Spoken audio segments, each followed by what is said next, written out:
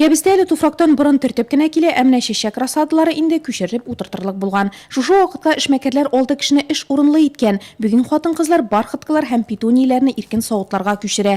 Эш фронты зур, соңгыларын гына да Блиновлар 5 сортта һәм 20ләп төстә шәшкән. Работу начали в январе. Эшне 15 январьда башладык. Алдан петунияләрне шештек, оннан башкаларына чират җитте. Быел 400 мең төп петуния, 100 мең бархыткалар шештек. Алар яшелләндерү өчен кулланыла. 20 меңләп сальвия, цинерария, целлозияләр бар һәм 100 мең төп яшелчә рассадасы. Бу помидор, борыч, баклажаннар, кыяр, кәбестә.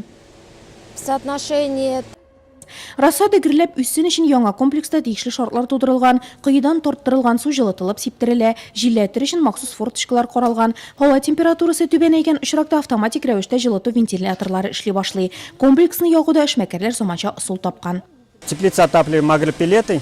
Теплицаны агропилеталар җылыта. Бүгенге көндә бу иң арзан ягулык санала. Җылысы исә утынныкы кебек. Әле утын юеш була, пилетта бик кыры. Шушы яга белән дә өстен. Аны күчереп йөртүе дә уңайлы. Бер бункерга тутырабыз, ул 3-4 көнгә җитә. Шуннан ул шнек буенча казанга керә һәм яна. Һәр теплица эчендә җылы идәннәр, җылыту шланглары тирән булмаган арага җиргә күмдерелгән. Чтобы нам на сутки хватило. Раз в сутки его дополняем. Комплекста 6 теплица, шуларның берсе генә дә 100 мең төп петуния сыйдырышлы. Барлыгы 40лап позиция. Шуларның 10-сы яшелчәләр өлешенә туры килә. Соңгы 2 ел рәттән эшмәкәрләр гаиләсе Нурлатны яшелләндерү белән шөгыльләнде. Быел да тендер отуда катнашмакчылар.